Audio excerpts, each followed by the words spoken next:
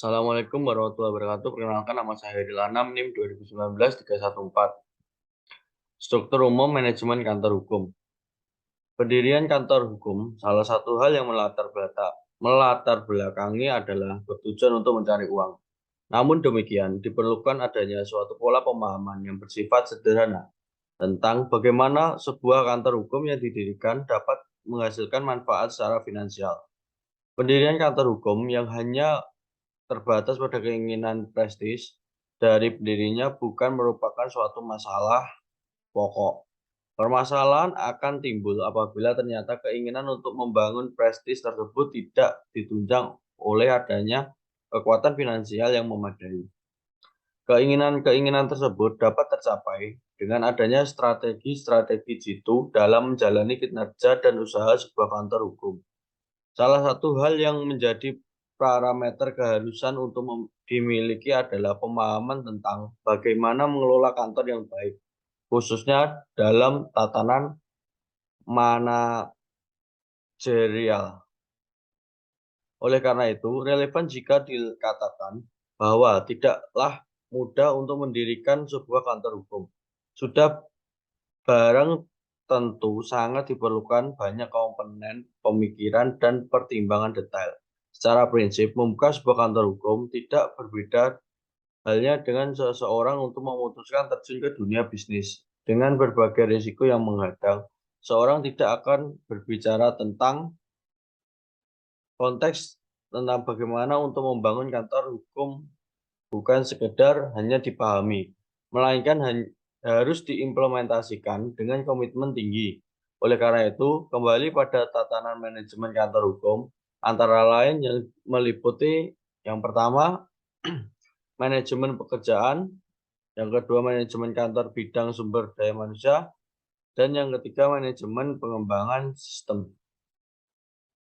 Kantor hukum merupakan perusahaan.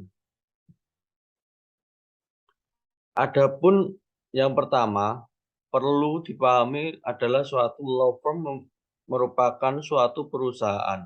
Sebagaimana perusahaan lainnya, law firm harus mengadakan dan mengelola pembukuan. Selain itu, sebagai suatu perusahaan, maka pengelolanya yaitu advokat atau partner perlu menciptakan dan mengelola arus kas atau cash flow yang positif. Untuk mengetahui arus kas, harus terlebih dahulu dikenal siklus arus kas. Bentuk siklus arus kas dalam suatu kantor praktek hukum secara sederhana adalah sebagai berikut. Yang pertama, modal. Berasal dari pendiri atau para pendiri law firm itu, yaitu advokat atau partners. Modal tersebut digunakan untuk menyediakan barang-barang modal serta untuk membiayai kegiatan praktek hukum oleh law firm itu. Yang kedua, kegiatan produksi atau proses produksi, yaitu memberikan pelayanan atau jasa hukum. Ini dapat berbentuk antara lain penanganan kasus atau perkara, pemberian advies atau opini hukum, serta mewakili klien dalam melakukan tindakan-tindakan hukum.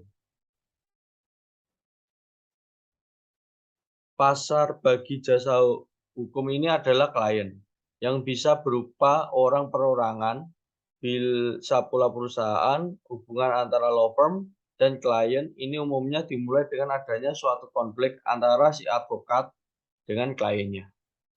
Yang ketiga, tagihan, yaitu sesuai ketentuan dalam kontrak antara law firm dengan klien. Pada waktunya law firm akan mengeluarkan surat tagihan kepada klien atas imbalan bagi advokat yang telah memberikan jasa hukumnya. Bukti tagihan. Terus yang C, serba-serbi keuangan internal kantor hukum. Yang pertama, pembagian laba. Laba yang diperoleh persekutuan perdata ini dari imbalan jasa atau honorarium dan sukses fee dibagi berdasarkan perjanjian dan asas keseimbangan pemasukan. Yang kedua, struktur kompensasi. Kompensasi dalam kerangka kantor hukum meliputi penghasilan yang terdiri atas gaji, tunjangan, uang lembur, uang kesehatan, dan bonus. Khusus kepada lawyer, gaji diberikan pada saat law firm sudah berkembang menuju kemapanan. Sementara jika law firm masih dalam tahap operasi di awal pendirian, gaji belum diberikan sebagai kompensasi, maka setiap lawyer memperoleh pembagian pendapatan dari lawyer fee dan success fee. Struktur penghasilan yang diterima semua unit organisasi diatur tersendiri di dalam anggaran rumah tangga atau ART dan ketentuan perusahaan lainnya. Setiap organisasi jasa hukum tentu memiliki kemampuan berbeda dalam menghasilkan pendapatan atau income. Terdapat beberapa pos untuk mengalokasikan penerimaan atau setelah dikurangi biaya operasional organisasi law firm Anda, yaitu alokasi gaji, pembayaran jasa perantara klien atau marketing fee, pendapatan perusahaan yang dapat diuraikan sebagai berikut. Gaji. Para profesional lawyer untuk sebuah law firm yang mapan dapat memperoleh gaji. Apabila gaji sudah diberikan, maka para lawyer yang menangani perkara seharusnya 2 orang atau lebih berhak untuk memperoleh 25% dari nilai lawyer fee dan success fee sehingga law firm Anda dan sekutu Anda akan memperoleh pendapatan sebesar 65% dan sisanya 10-15% adalah marketing fee. Jika sebuah law firm belum mampu memberikan gaji kepada para profesionalnya, maka setiap penerimaan lawyer fee dan success fee dibagi secara proporsional sebesar 50% untuk tim lawyer, 40% untuk perusahaan, dan 10-15% untuk jasa perantara klien. B. Pendapatan perusahaan. Law firm berhak atas porsi pembagian pendapatan dari lawyer fee dan success fee untuk menjalankan roda organisasi atau biaya sewa kantor, operasional, ketatausahaan, gaji karyawan, pengadaan barang, dan lain-lain, serta akumulasi porsi keuntungan tahunan untuk para sekutu. C. Marketing fee. Jasa perantara kepada pihak di luar law firm atau outsourcing. Anda layak mendapatkan tanda apresiasi atau penghargaan.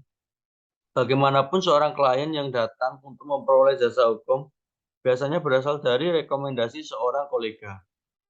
Porsi sebesar 10-15% tersebut adalah berasal dari nilai lawyer fee dan 10-15% dari nilai success fee yang diterima law firm jika perkara berhasil dimenangkan. Sekian dan terima kasih. Kurang lebihnya mohon maaf. Wassalamualaikum warahmatullahi wabarakatuh.